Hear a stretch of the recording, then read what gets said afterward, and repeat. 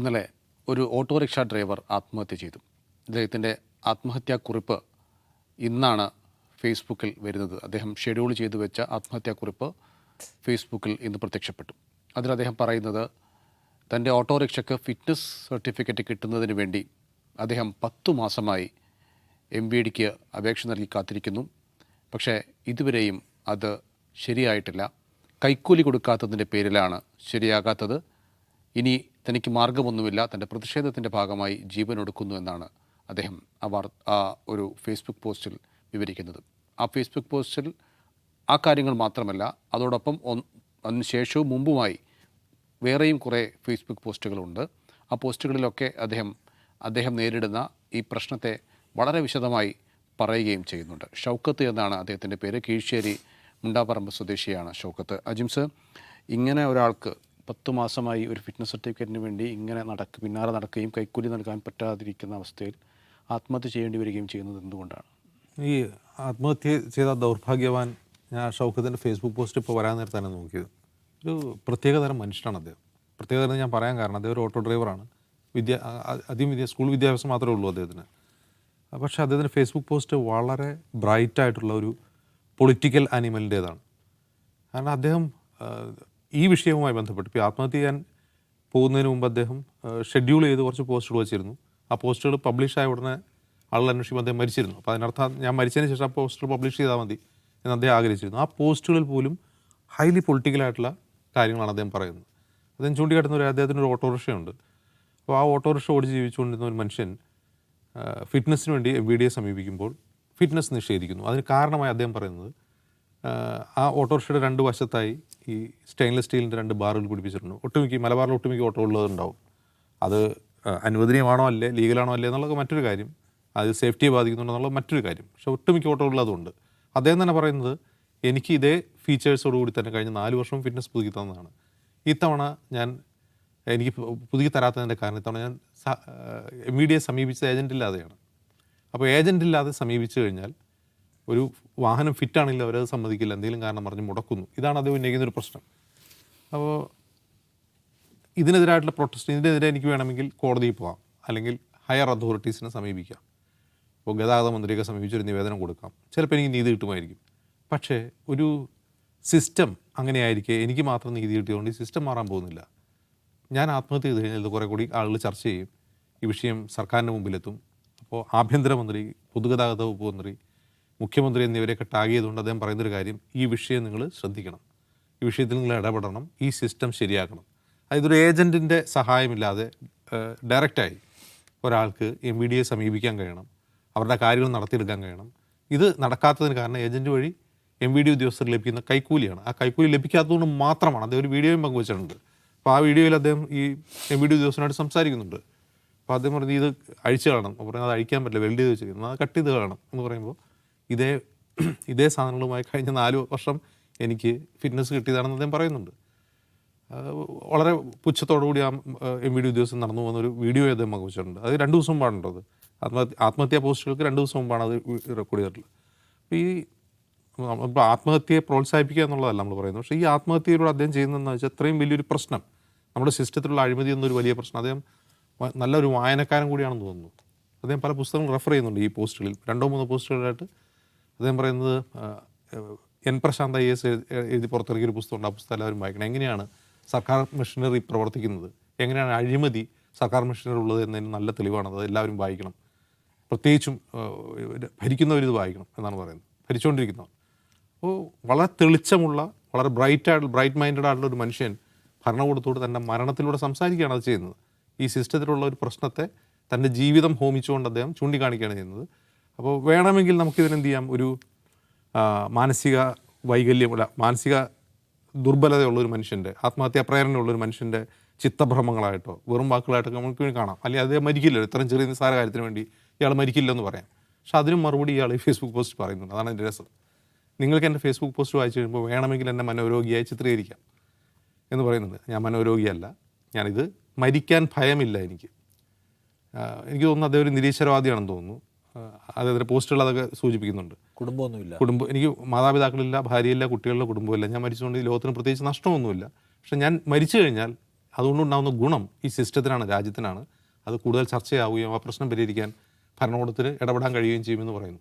ഇത്രയും ഡീറ്റെയിൽഡ് ആയിട്ടൊരു കാര്യം, ഒരു മരണക്കുറിപ്പ് എഴുതിയ ഒരാൾ ആത്മഹത്യ ചെയ്യുമ്പോൾ തീർച്ചയായിട്ടും അത് സർക്കാരിൻ്റെ മുമ്പിൽ വരേണ്ട ഒരു പ്രധാനപ്പെട്ട വിഷയമാണ്. കാരണം ഇതൊരു ഷൗക്കത്തിന് മാത്രം സംഭവിക്കുന്ന കാര്യമല്ല, എല്ലാ മനുഷ്യർക്കും സംഭവിക്കുന്നതാണ്.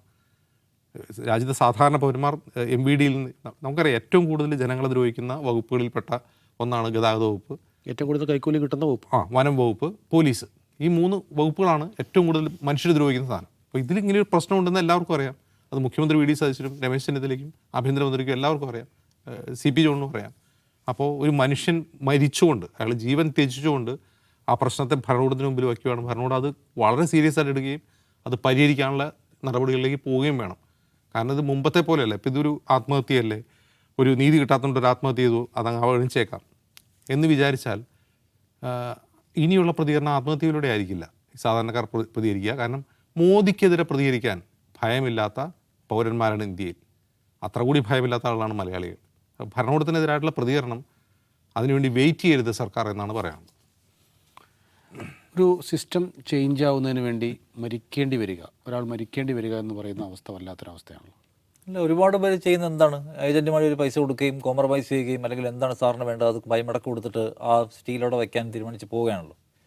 അപ്പോൾ അയാളുടെ നീതിബോധം നമ്മൾ സമ്മതിക്കേണ്ട ഒരു കാര്യമാണ്. കാരണം ഏജൻറ്റ് വഴി കൈക്കൂലി കൊടുത്തിട്ടാണെങ്കിൽ ഇത് ഈസിയായി നടക്കുന്ന ഒരു കാര്യമാണ്. ഇപ്പോൾ ഈ കമൻറ്റിലൊക്കെ വന്നിട്ട് ഒരുപാട് പേര് ചോദിക്കുന്നുണ്ട്, ഇത്രയും ബുദ്ധിപരമായ വ്യായാമം ഈ ഫേസ്ബുക്ക് പോസ്റ്റിലൂടെ നടത്തുന്ന നിങ്ങൾക്ക് ഒരു ദിവസം കൂടി അധികം ജീവിച്ചിരിക്കാൻ ആവശ്യമായിട്ടുള്ള ബുദ്ധി ഉണ്ടായിരുന്നില്ല എന്നൊക്കെ ചോദിക്കുന്നുണ്ട്.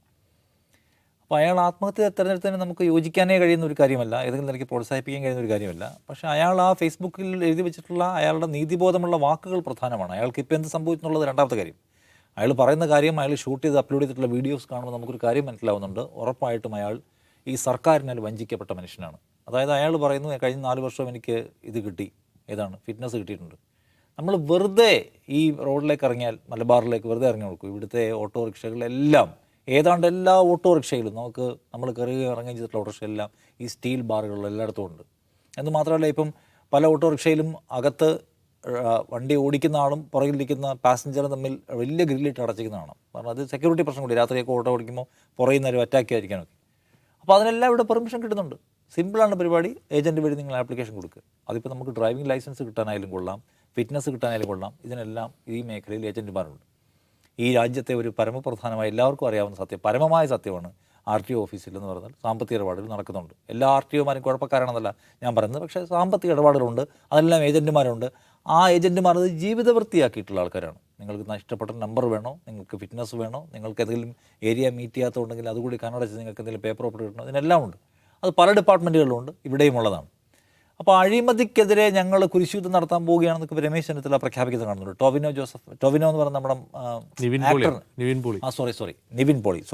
പോളിയെ കൊണ്ട് അദ്ദേഹം വിസിലടിപ്പിക്കുകയൊക്കെ ചെയ്തല്ലോ, വിജിലൻസിൻ്റെ അഴിമതിക്കെതിരായിട്ടുള്ള പോരാട്ടത്തിൻ്റെ ഭാഗമായിട്ട്. ഇത് അദ്ദേഹത്തിന് മുമ്പിൽ കിട്ടിയിരുന്ന ഒരു തുറന്ന സംഗതിയാണ്. അതിനകത്ത് എല്ലാ കാര്യങ്ങളും വിശദമായിട്ട് പറയുന്നുണ്ട്. അപ്പോൾ അത് എന്ത് ചെയ്യാൻ പോകുന്നു എന്നുള്ള ചോദ്യമുണ്ട്. ഇത്ര എളുപ്പമുള്ള കാര്യമൊന്നും ആയിരിക്കില്ല. ഇതൊരു വലിയ ശൃംഖലയാണ്, ഉദ്യോഗസ്ഥരുടെ വലിയ ലോബിയാണ്. ആ ലോബിക്കെതിരെ അഴിമതി, ഇപ്പോൾ ഡെയിലി ഇത്ര രൂപ കൈക്കൂലി വാങ്ങിക്കുന്ന ഒരു RTO ഓഫീസിനെ മാത്രമായിട്ട് പൂട്ടാൻ പറ്റുമോ? ആ സംവിധാനത്തെ, ആ ചങ്ങലയാകമാനം മുറിക്കണം.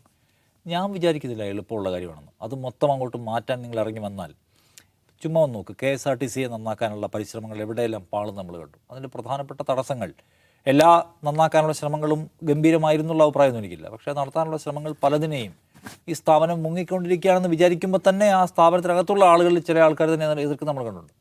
സോ ഇത് എത്ര കാലമായി നടന്നുകൊണ്ടിരിക്കുന്ന ഒരു ദുഷിച്ച വൃത്തമാണ് ഈ സാമ്പത്തിക ഇടപാട് എന്ന് പറയുന്നത്. സർക്കാരിൻ്റെ ശമ്പളം വാങ്ങിക്കുകയും കൂടാതെ വേറെ റവന്യൂ ഉണ്ടാക്കാൻ, ഇൻകം ഉണ്ടാക്കാൻ കഴിയുന്ന തരത്തിലുള്ള ഒരു വലിയ ശൃംഖല, ഒരു നെറ്റ്വർക്ക് പ്രവർത്തിച്ചുകൊണ്ടിരിക്കുകയാണ്. ആ നെറ്റ്വർക്ക് നിങ്ങൾക്ക് ഈ പറയുന്ന ഒരു സ്ഥലത്തായിട്ട് മാത്രമായിട്ട് മുറിക്കാൻ വേണ്ടി കഴിയില്ല. അതിന് നിങ്ങൾ ശരിക്കും ഇറങ്ങിത്തിരിക്കേണ്ടി വരും. ചെറിയ പരിപാടികൾ അല്ലെങ്കിൽ ചെറിയ തരത്തിലുള്ള ഈ പറഞ്ഞ കൺകെട്ട് വിദ്യകൾ കൊണ്ടും അവസാനിപ്പിക്കാൻ കഴിയുന്നതല്ല മോട്ടോർ വാഹന വകുപ്പിലെ അഴിമതി. അതിന് തീരുമാനിച്ചിറങ്ങേണ്ടി വരും. അങ്ങനെ തീരുമാനിച്ചിറങ്ങാൻ സർക്കാർ തയ്യാറാകുമോ എന്ന് എനിക്ക് ഉറപ്പില്ല. അങ്ങനെ ഇറങ്ങിയാൽ അതിന് കൈയടിക്കാം. ഇപ്പോൾ തൂഫാൻ എന്നൊക്കെ പറഞ്ഞ് വന്നിട്ടില്ലേ, തൂഫാൻ പോലും ഇപ്പോഴും ശരിയായിട്ടുള്ള അതിൻ്റെ വരവ് കേന്ദ്രത്തിലേക്ക് എത്തിയിട്ടുള്ളത് വിചാരിക്കുന്ന ആളാണ് ഞാൻ. കുറേ ഇത് കൊണ്ടു നടക്കുന്ന ആൾക്കാരെയൊക്കെ പിടിക്കുന്നുള്ളൂ. ഇപ്പോഴും അതിൻ്റെ സുലഭമാണ് ഈ കേരളത്തിൽ. അപ്പോൾ ഒരു സർക്കാർ ഒരു വലിയ പ്രോജക്റ്റ് പ്രഖ്യാപിച്ചിറങ്ങുമ്പോൾ അതിൻ്റെ പ്രഭവ കേന്ദ്രത്തിൽ ചെല്ലാൻ പറ്റണം, വേരിലേക്ക്. അവിടെ ഒന്നും പോയിട്ടില്ല. അതുപോലെ മോട്ടോർ വാഹന വകുപ്പിൽ നടക്കുന്ന ഈ അന്യായങ്ങളുടെ വേര് മുറിക്കാൻ പറ്റുമോ? അല്ല ഈ കേസിൽ മാത്രം ഇപ്പോൾ അനുപമയെ വെച്ച് അന്വേഷിപ്പിച്ച് അതിൻ്റെ ഉത്തരവാദിയായിട്ടുള്ള ഉദ്യോഗസ്ഥനെ പിടിച്ച് ശിക്ഷിച്ചാൽ ഈ പ്രശ്നം തീരില്ല. ഇതേ പ്രശ്നം അനുഭവിക്കുന്ന ഒരുപാട് മനുഷ്യർ കേരളത്തിലുണ്ട്. അത് പരിഹരിക്കാൻ കഴിയുമോ? ചുമ്മാ സിംപിളി നമ്മൾ MBDക്കെതിരായിട്ടുള്ള എല്ലാ വാർത്തയിലും താഴെ ഉള്ള ഇൻസ്റ്റഗ്രാം കമൻറ്റ് എടുത്ത് വായിച്ചു നോക്കും. ഫേസ്ബുക്കിൽ വരുന്ന കമൻറ്റ്, ഫേസ്ബുക്ക് എനിക്ക് അത്ര ഉറപ്പില്ല, ഞാൻ വായിക്കില്ല. ഇൻസ്റ്റഗ്രാം കമൻറ്റ് വായിച്ചു നോക്ക്, അതിലുള്ള വരുന്ന മുഴുവൻ കമൻറ്റും MBDക്കെതിരാണ്. MBDക്ക് എന്ന പരിപാടിയെ വേണ്ട എന്ന അഭിപ്രായമുള്ള ആൾക്കാരെ പോലും കാണാം. ഈ പരിപാടി വേണ്ട എന്ന് വിചാരിക്കും പറയുന്ന ആൾക്കാരുണ്ട്. അതെങ്ങനെ ഉണ്ടായതാണ്? എങ്ങനെയാണ് ഈ ഡിപ്പാർട്ട്മെൻറ്റ് ഇത്രയും പോപ്പുലറായത്? അതിന് പല കാരണങ്ങളുണ്ട്. പക്ഷെ അതിൽ ജെനുവിൻ റീസൺ കൂടി ഉണ്ട് എന്ന് കാണാൻ സർക്കാരിന് ബാധ്യതയുണ്ട്. അല്ലാതെ ഇങ്ങനെ PR കൊണ്ട് മാത്രം ഗവൺമെൻറ്റിനും എത്ര പോകാൻ കഴിയുമെന്ന് ഗവൺമെൻറ് ആലോചിക്കണം. എനിക്കിപ്പോഴും ഓർമ്മയുണ്ട്, ഒരുപാട് അല്ല 2-3 ഗതാഗത മന്ത്രിമാരുടെ ബൈറ്റുകൾ ഞാനെടുത്ത് എനിക്ക് ഓർമ്മയുണ്ട്. അവരൊക്കെ പറഞ്ഞിരിക്കുന്നത് ഏജൻറ്റുമാർ മോട്ടോർ വാഹന വകുപ്പ് ഓഫീസുകൾ കറങ്ങിത്തിരിയുന്നത് ഒഴിവാക്കും, നിർത്തിക്കും എന്ന് പറഞ്ഞത് ഓർമ്മയുണ്ട്. പരമാവധി ഓൺലൈൻ സേവനങ്ങളായിരിക്കും നൽകുക. അങ്ങനെ ഏജൻറ്റുമാരുടെ പങ്കാളിത്തമില്ലാതെ തന്നെ എല്ലാം കിട്ടുന്ന അവസ്ഥ ഉണ്ടാക്കുമെന്ന്. അത് പ്രധാനപ്പെട്ട കാര്യമാണ്. റവന്യൂ ഡിപ്പാർട്ട്മെൻറ്റിൽ 20-20-ലധികം ഉള്ള എല്ലാ സേവനങ്ങളും, ഇപ്പം എൻ്റെ ബ്രദർക്ക് ജോലി ചെയ്യുന്ന റവന്യൂവിലാണ്. അവൻ പറഞ്ഞേക്കാം അത് മൊത്തം ഓൺലൈനാക്കി. നമ്മൾ പത്തനംതിട്ടയിൽ നിന്നാണെന്ന് തോന്നുന്നു ചെയ്തൊരു വാർത്തയുണ്ട്. ഒരു MBD ഓഫീസിൽ പതിറ്റാണ്ടുകളോളം ഒരു ഏജൻറ്റ് അവിടെ ഒരു കസേരയിട്ട് മേശയിട്ട് അവിടുത്തെ ഉദ്യോഗസ്ഥനായി അഭിനയിച്ച് ജോലി ചെയ്തു എന്നൊരു വാർത്ത. നമ്മളതിൻ്റെ ദൃശ്യങ്ങൾ സഹിതം പുറത്തുവിട്ടിരുന്നു. ഒന്നും ഉണ്ടായില്ല. അല്ല, ചിലപ്പം ഇയാളാണ് അവിടെ ആദ്യം വന്നിട്ടുണ്ട്, ഉദ്യോഗസ്ഥൻ പിന്നെ വന്നിട്ടുണ്ടാവുള്ളൂ. അതിൻ്റെ വിൻഡോ അയാളാണ് എന്ത് കാര്യത്തിൻ്റെ. അതെ.